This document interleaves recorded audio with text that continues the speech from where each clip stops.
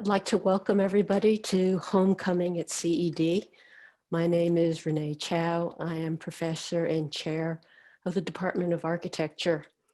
It's really my great pleasure to introduce you to Dean Vishaan Chakrabarty.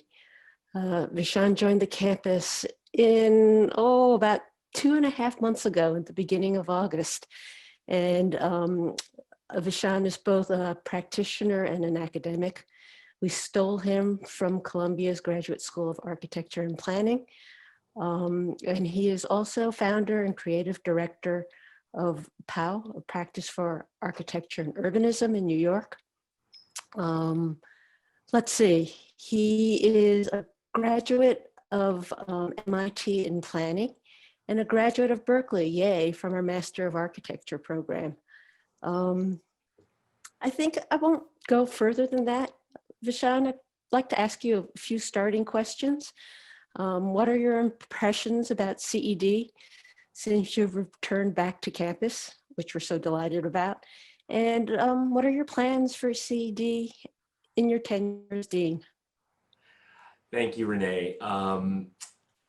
First of all, thank you so much for you and your leadership, both of the architecture department and also for being interim dean for this past year, as well as to Jennifer Walsh, who of course led our college through extraordinary times for the past decade. And I want to thank all of you for tuning in. I want to get to Renee's questions, my impressions of CED. CED is as great as ever. We are obviously living through one of the most unusual moments in our history for all sorts of reasons. And when I reflect on this moment and I reflect on this event is called Homecoming. And here we are having homecoming when we're all at home. How strange that is. But it is a good time, I think, for all of us to reflect on the idea of home. We are in our homes, we have new relationships with our families, with our personal space, with our interiority. At the same time, we have larger homes. And I hope for all of you, you still consider CED one of your homes and one of the homes that really still cares about you and wants to stay connected to you. Just to report out to all of you, and in terms of Renee's question about impressions of CED, CED is extraordinarily strong, even through this very, very tough moment.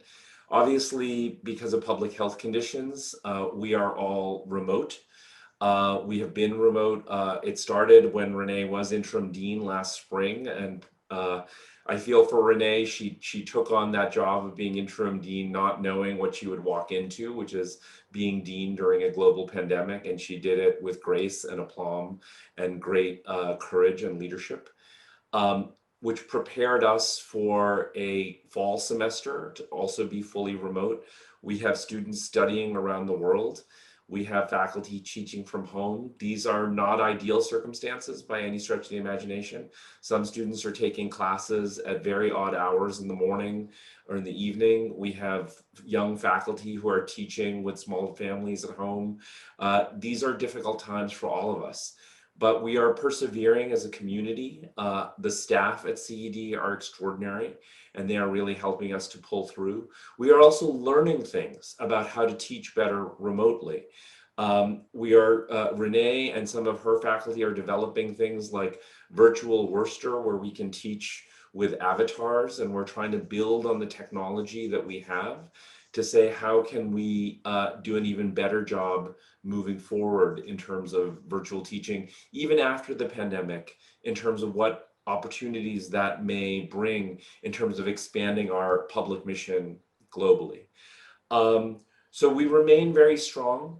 Berkeley admitted its most diverse undergraduate class last year, something we remain very, very proud of, particularly because, and many of you may not be aware of this, CED is the most diverse academic unit on campus. We are about a third underrepresented minority. We're about 41% first generation students in our undergraduate population. Those are extraordinary numbers for a college of architecture and urban planning and landscape architecture. Thanks to Dean Walsh, we have new programs that are thriving in sustainable environmental design and undergraduate, a new master's in real estate development that's very focused on sustainable and equitable real estate. And so through all of this, our enrollment is hanging in. We have, of course, endured budget cuts, as has every university, but we are working through it together, and we continue to need all of your support as we work through it together. And so please do stay connected to us. So I wanted to expand on this theme of homecoming and home, because we are all at home, CED is our home, but our planet is also our home. And our planet is at an inflection point. It's clearly at an inflection point in terms of the two major issues of our day: climate change and the extraordinary challenges we all confront from it, and social injustice, which is related in terms of environmental injustice, but also things in terms of racial injustice, gender injustice, things that CED has a direct bearing on in terms of our disciplinary instrumentality. What I mean by that is that we are a set of disciplines focused on the future of the built environment, and the built environment has everything to do with the ideas of climate change and fighting climate change and fighting injustice, because these challenges are territorial, they are geographic, they are in our built world. And so these are issues that we have tremendous relevance towards in terms of what the future of CED might bring. So Renee asked me about plans for CED, and as a new dean, I'm often asked, well, Vishaan, what is your vision for CED? Now, all of you know that CED is not a top-down place. It is a place where we thrive with a spirit of shared governance, and that we are in it together. So it is not up to me to impose a vision on the college, but rather I think leadership starts with understanding what are our shared values? What brings us together as a college in terms of shared values? And the conversations I've had with students, with staff, with faculty, with alumni, all lead me to believe that our shared values really fall into three major areas: sustainability and fighting climate change and fighting climate injustice, equity in terms of fighting racial injustice, fighting gender injustice, and making sure that our built environment represents a just world.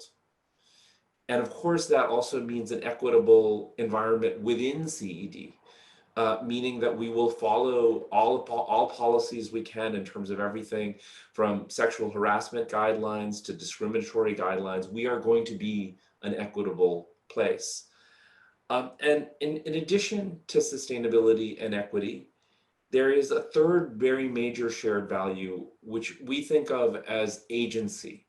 Agency of our students, of our staff, of our faculty, of our alumni, to be able to pursue their highest aspirations and ambitions, to have the freedom to do what they really set out to do as individuals. And so we have shared values, but we also have the belief in individual spirit, in entrepreneurialism, in our ability to be the best that we can be. And so those three things together, sustainability, equity, agency, together, I think of them as something called sea change. The idea that we need to see change in our built environment, and that together we need to fight for a different and better future for human habitation.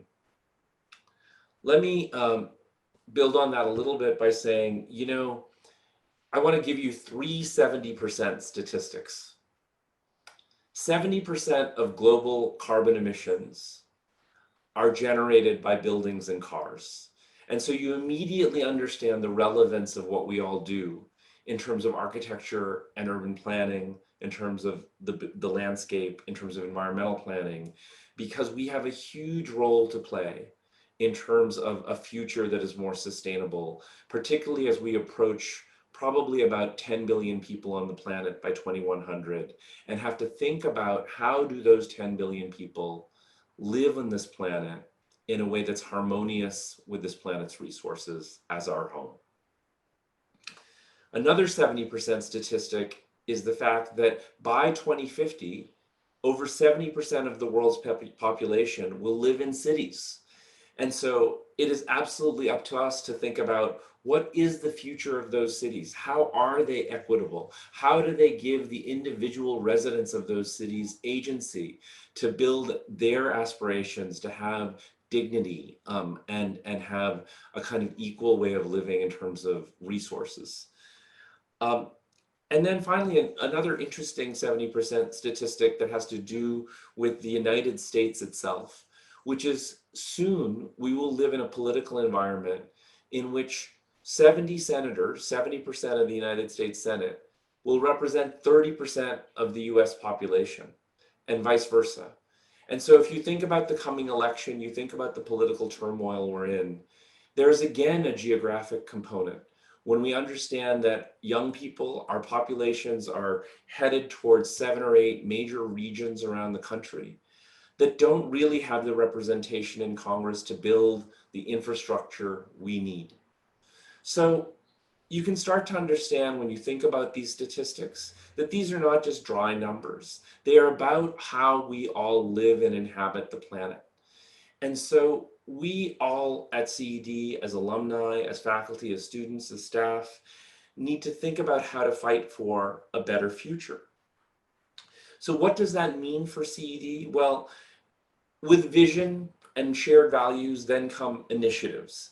And all initiatives, in my mind, must flow from those shared values, must be checked against those shared values. We must, when we enact an initiative, we create a master's in real estate program, we must think about how does that initiative fit with our shared values?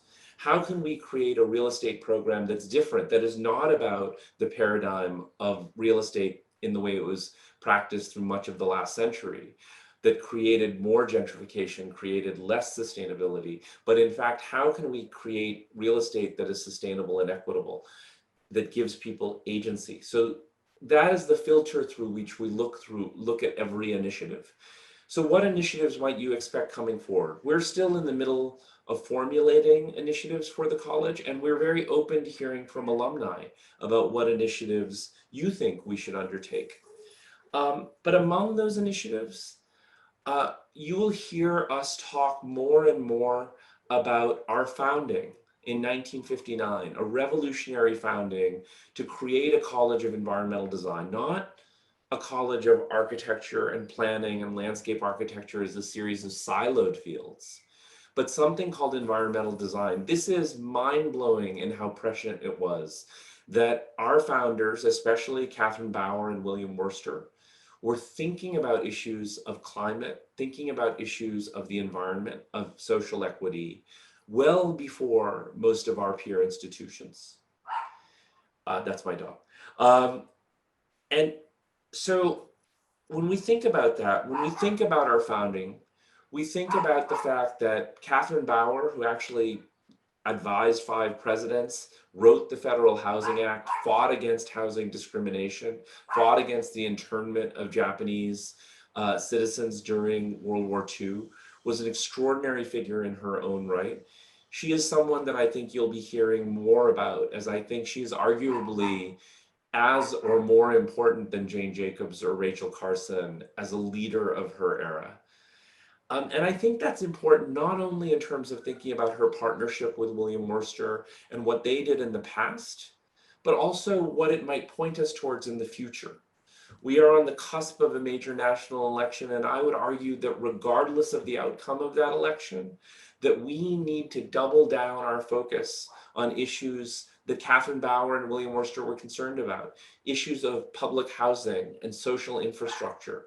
How do we have not an idea about austerity in which the public sector and one of the richest countries, one of the richest societies in the world can't actually provide for its citizens most in need, but rather how can we have a spirit of abundance, of generosity, of understanding that we take care of the least privileged in our society, the minorities in our society, which is a kind of Gandhian idea about how one judges society in terms of how we treat the most underprivileged. And so these were things that Bauer and Worcester thought about in 1959, and that what we must think about in 2020 going forward. So I believe that ideas around public housing, social infrastructure, social justice are ideas that we can center the entire college on, again, stemming from shared values and seeing a set of shared initiatives. So what challenges do we face in thinking about those shared values and thinking about an initiative like centering our entire college on issues of the public? Well, among them, frankly, is the fact that I'm, I'm an alumnus, many of you are alumni, and frankly, we paid a lot less to attend Berkeley than our current students do. We have been in a situation of rolling budget cuts. COVID has only made that situation worse. And many of us received a world-class education at far less cost than had we attended a private institution. That gap is closing for our students. And so our students are increasingly graduating with debt that makes me deeply uncomfortable. It makes all of our faculty deeply uncomfortable. We have very little control over that situation.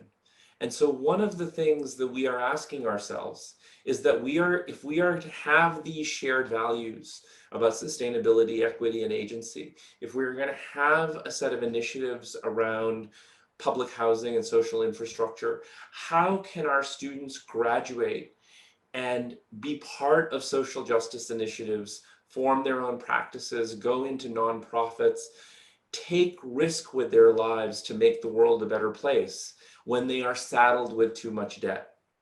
This is a question I think that you'll be hearing me speak about increasingly as we talk to our alumni, as we talk to our larger family out there, because our students want to make the world a better place. I speak with them often. They are a wonderful, deeply impassioned group of people. And so, you know, how can we enable them to do something that I call be part of the flywheel? And what I mean by that is that many of our students, as I said, come from marginalized communities. And many of them have deep felt desires to impact communities like the ones that they come from and make those communities better places with grassroots activism, working in nonprofits, working in local government, working to make our world a better place from the bottom up. How can we enable them to do that? We can empower them with better tools. We can make sure that in our own house that we've purged racism from our curriculum, that we've purged gender bias from our curriculum and from the way in which we interact. We can do all of that work. But I remain concerned, our faculty remains concerned that if our students are graduating with debt that frankly we didn't all have to face when we were Berkeley students, how can our students go out and change the world when they're saddled with that kind of personal debt? How much does it limit their futures?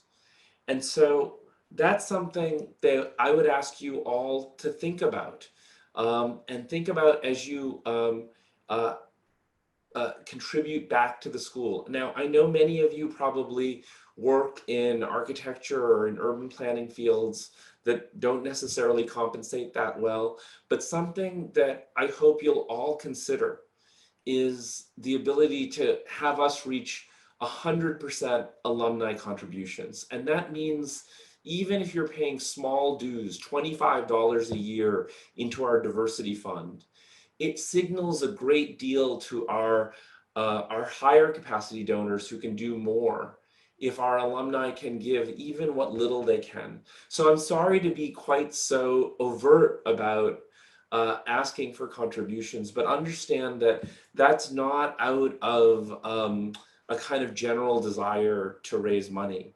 It is because I think all of us believe in the college. All of us believe in the founding mission of the college. All of us, I think, hopefully believe in the shared values that I've laid out and the mission that we need to fulfill. The world needs us, not just to protest, which is, everyone's right, but also to go out and have instrumentality in the disciplines that we teach. The built environment is in crisis, and our students, I think of as the best possible balm for that crisis, because they have the passion, the intelligence, the drive, the backgrounds, the diversity, the heterogeneousness, the kind of quickness of mind to be able to address the challenges of our time.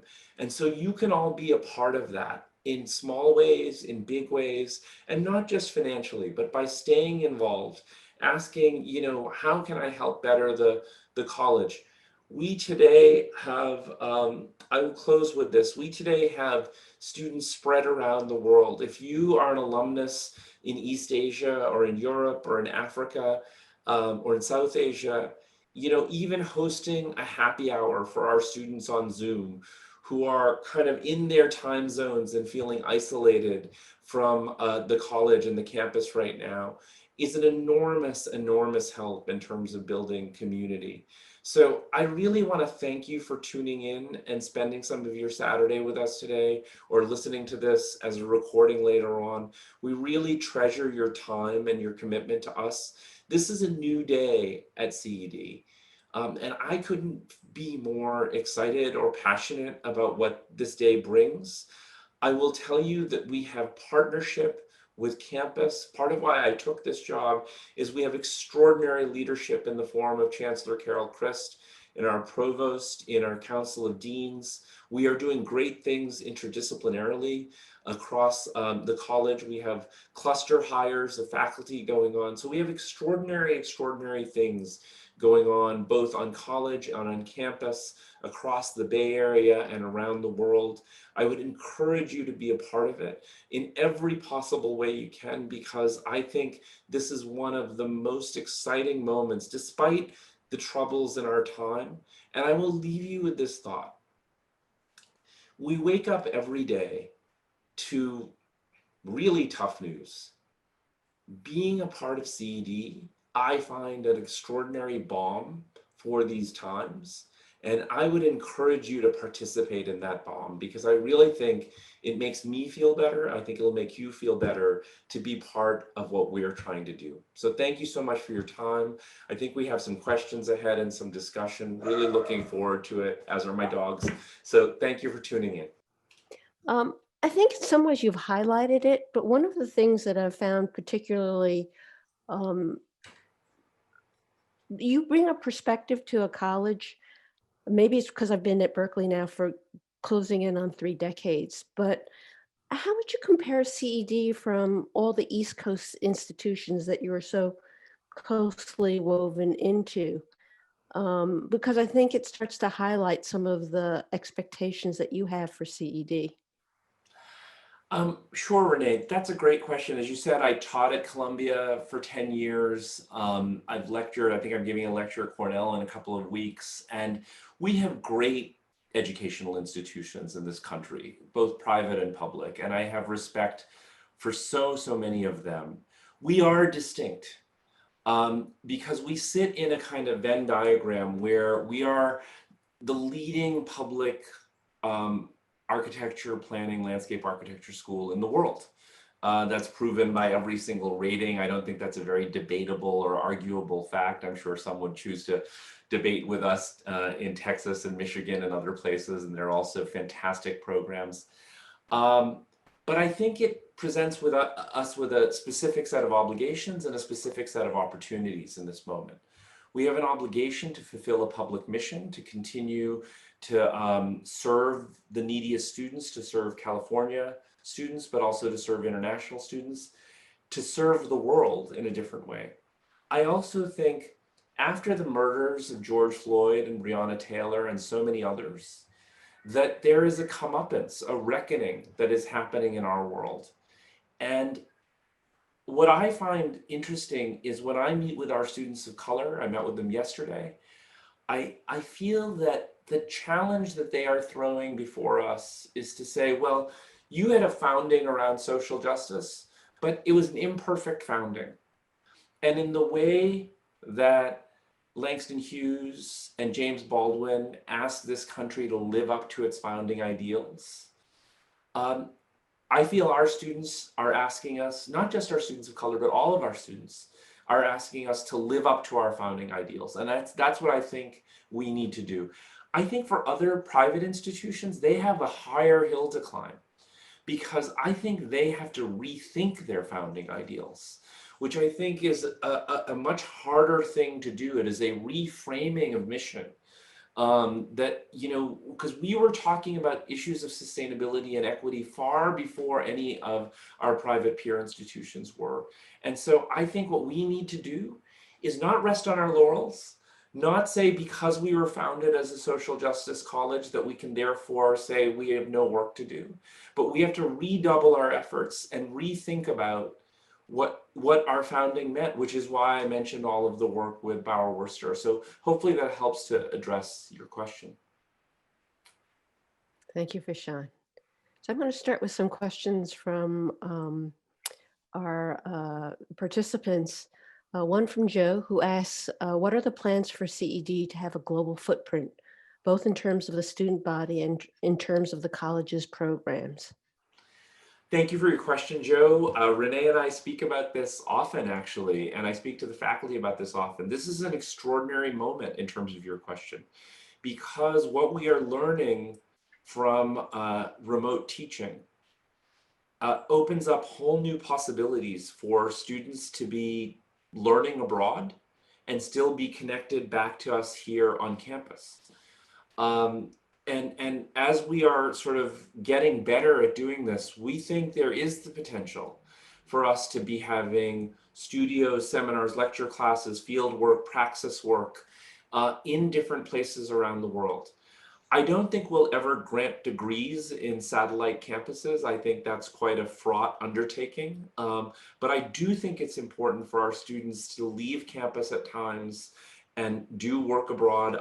When I was at MIT, did an extraordinary kind of study abroad in China and Japan. It really changed the way I look at the world. So this is deeply personal for me. So stay tuned on this issue. And by the way, we are so going to need alumni on this, because if we have students in faraway places, we want that support system of our alumni to be there for those students when they're in those places, so that there is that deeper bond and deeper connection. So I love your question. Thank you for it. Stay tuned. We're going to do a lot more with that, I think, in the coming years. Thanks, Fashan. I'm going to combine two questions, one from Ron and one from Jackie. Ron's question, they start by saying, thanks for the nice presentation. Just a little historical financial perspective. My mother was a UC Berkeley student in 1929 financial crash and had to drop out and go to work when her parents couldn't afford the $50 per year tuition. Which reminds us that the challenge of getting educated has long been with us. And then Jackie writes, is there anyone at CED or the university working on getting state legislation passed that allows tuition that has been paid to be forgiven if someone goes to work for a nonprofit and does community service? Thank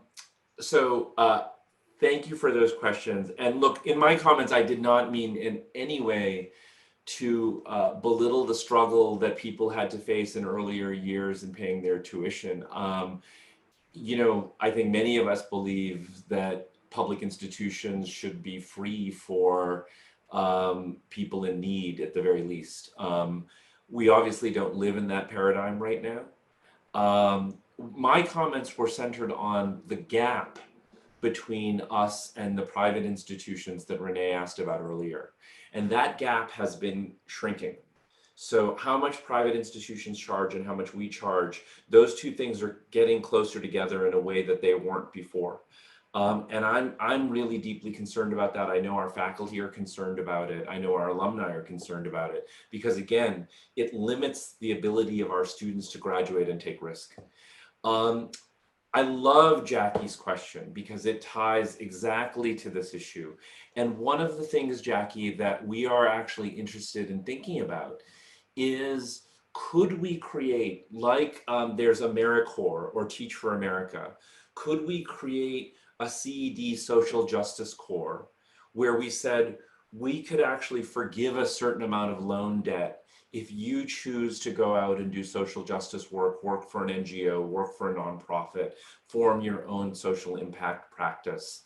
We would love to think about that and brainstorm that with our alumni. We do not have the resources to do that today, but we are extraordinarily open to the idea that we could set up a program like that. I think it would be groundbreaking. I don't know of another program like that. And what's so interesting about your question, Jackie, is when we think of Teach for America, it's obvious, right? We want teachers in our school system. So it's obvious why you would do that. It probably wasn't that obvious before why you would need architects and urban planners and landscape architects to do that.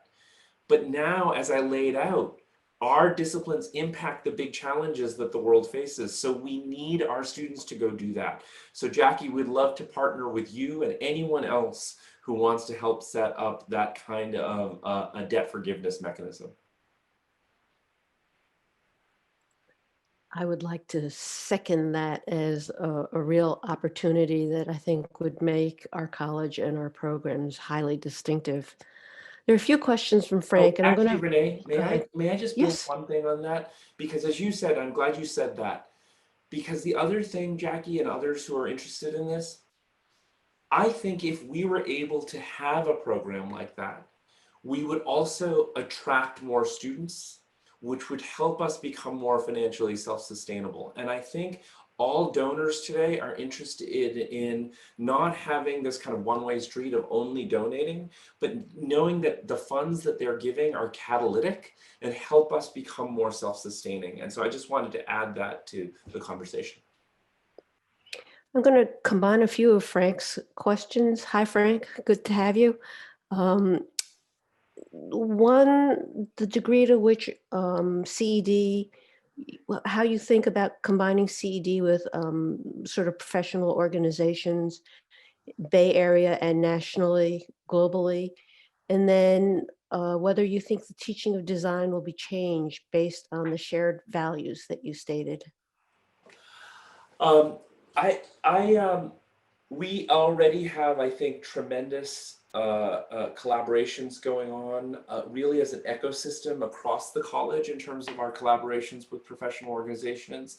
Everything from the obvious ones like ASLA and AIA and APA, but I think the less obvious ones, you know, our RUP professor this year, Deanna Van Buren, whom Renee invited, gave an extraordinary lecture at the beginning of the year.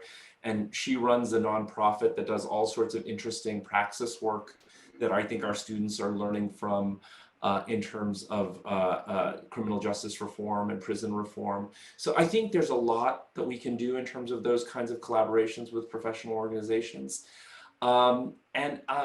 Yes, I think those shared values, this is a constant conversation right now we're having with our faculty, is how do those shared values change design teaching? And I'd actually invite Renee to maybe comment on this as well as the chair of the architecture department, because we are talking a lot about how do the times we think about it, especially in terms of race, change the way we think about design pedagogy. And I don't know if you want to say a few words about that, Renee.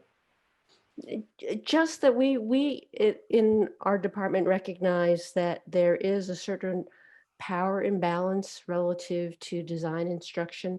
And we want to make sure that um, both the language that we use in design and that the way that we teach design and the way that we evaluate design, we're very conscious of the power structure that's built in an educational setting.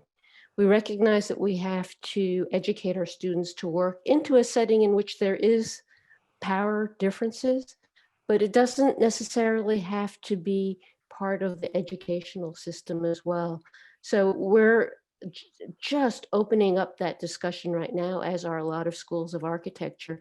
And we're very excited about it. I think it has been an opportunity for us to just rethink so many of the things that we just think this is the way we've always done it.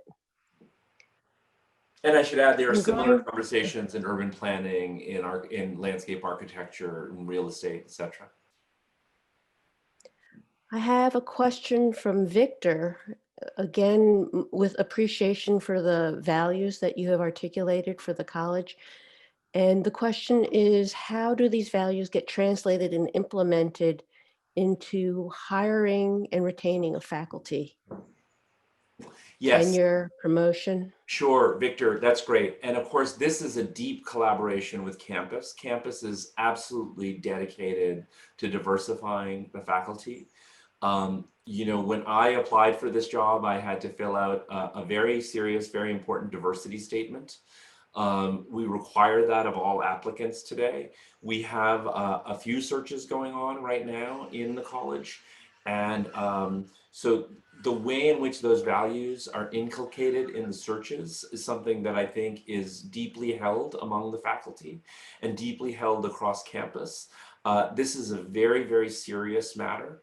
And I think it's something that I think you will see in the coming years, not just increasing diversity in our faculty, but increasing changes in the way, diversity in how people teach, the mindsets, how they do research, where they do research. I think you'll see a huge expansion in terms of breaking out of traditional molds, because to me, the power of diversity isn't just the fact that I have a different look on my face than maybe past deans or Renee does, but the fact that those different perspectives bring a different way of thinking, of teaching, of scholarship, that open up our world. And I think that is critical, and it's something that we're very, very focused on. So I thank you for the question. Sean, Amy asks, how might parents and extended family best support graduate and undergraduate students in their coursework in our remote situation and their entry into the professional field? Thank you for your question, Amy. I think, look, I have a son in college right now and a daughter studying from home. This is really tough on all of these students, I must say. Um, how can you support them? Well, one, be patient. It's very difficult. I think, you know, kind but firm, right? Meaning that we have to support them as best we can, emotionally and physically. At the same time, it's easy for them to drift away and feel isolated. And so I would really ask everyone to make sure that students don't feel isolated, but also to give them hope, give them context about the fact that as the generation before them, or multiple generations before them in some cases, we can express to them that this is not the only challenge that we all have faced, right? I worked in New York after 9/11. We saw the tumult on this campus in the 1960s. Yes, every crisis brings different challenges. I'm speaking to you from a home with a sleeping porch because it was designed after the Spanish flu in 1918. And so, I think it's really important for our students to not feel like this is something that's isolated and only, happening to them, and that we will get out of this and we will get out of it together. But the last thing I'd say, Amy, is to go back to what I said about making sure that these students have a sense of purpose. They are relevant to the times in which we live. A public health crisis is also a housing crisis. And we've seen that in the way COVID has disproportionately impacted Black and Brown communities and impoverished communities around the world. Our graduates can do something about that. And so giving them that sense of purpose, I think, is wildly important. And then the last thing I would just say is, like I said before, beyond just parents, if you're alumni, please consider organizing informal groups in your time zones. Our office can help you do that organization because, again, it helps people feel less isolated. So I thank you for that. I'm mindful of the time, and I'm going to take just one more question here. Sure. What is your personal experience of promoting the idea of sustainability and equality in actual architectural practice? Andy, thanks for your question.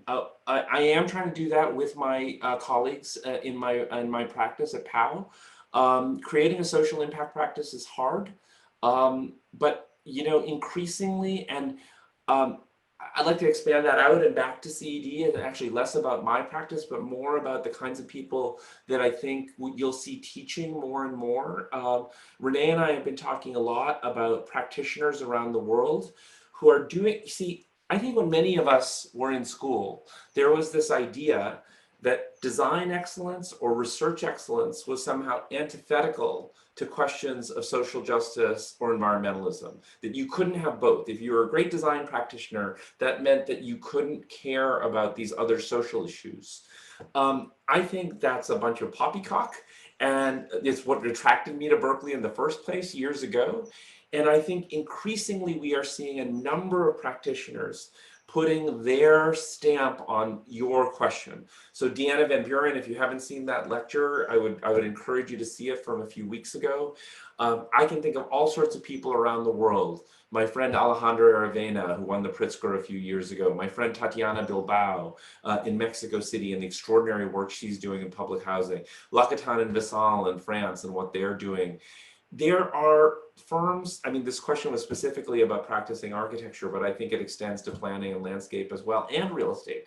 There are firms that are proving that you can have the triple bottom line, that you can go out, do good work, stay afloat as a practice, not design prisons for a living, and actually make the world a better place. I firmly believe in that. Our students believe in that. I think our alumni should believe in that. I think we are going to prove that as a college, and it's going to be one of the places that we distinguish ourselves. Sean, thank you so much. I believe that, is there a closing comment from our organizers? Okay, I'll give the closing comment unless you would like to, Vishaan. Well, just the one thing I'd like to say, for those who had a question but we couldn't get to it, my email is Vishaan, 2 A's, at berkeley.edu. It couldn't be simpler, Vishaan at berkeley.edu. You're welcome to email me the question, and I'll try to give you an answer. Vishaan, thank you so much. And for everyone that's joined us today, we so appreciate your being around in our virtual, like Vishaan says, from home for homecoming. Thank you so much. Thank you.